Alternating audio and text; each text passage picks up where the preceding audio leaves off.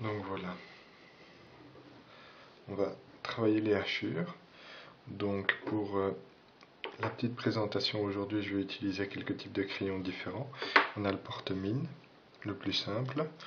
Donc c'est plutôt des hachures techniques très précises qui demandent beaucoup de discipline. Ensuite on a un porte-mine beaucoup plus gros, donc avec une mine ici c'est du 2B. Et alors ça c'est un crayon vraiment très gros avec lequel on peut faire de grandes surfaces, c'est un 8B.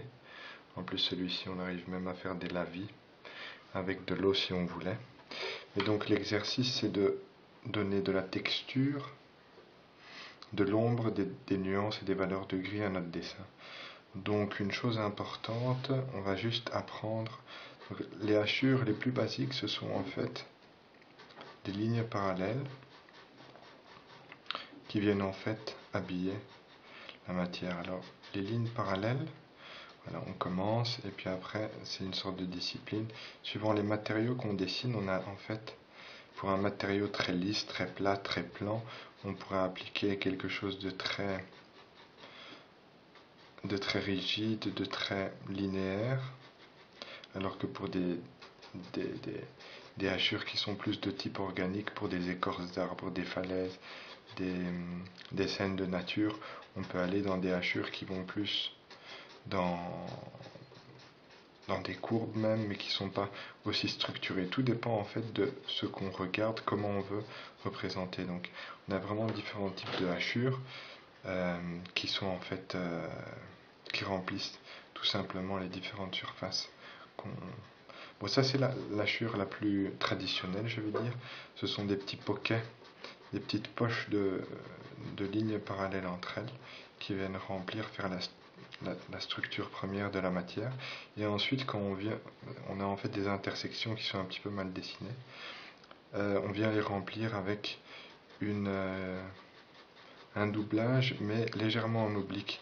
Donc on vient vraiment avec une première grille dans un sens, et ensuite la deuxième, elle vient légèrement en oblique pour venir habiller en fait et jouer ces intersections, venir couvrir ces intersections. Et comme ça, petit à petit, notre deuxième couche ou calque de hachure vient densifier et vient apporter un petit peu plus de foncé à notre matière. On peut encore aller plus loin. Si on veut par exemple commencer à travailler certaines zones en plus foncé, et ben on continue en fait avec cette méthode tout le temps en gardant ce petit pivot, ce petit axe de rotation léger pour ne pas avoir en fait des hachures qui viendraient par exemple comme ça. Donc ça, c'est pas terrible. Voilà. Donc ça, c'est plutôt à éviter.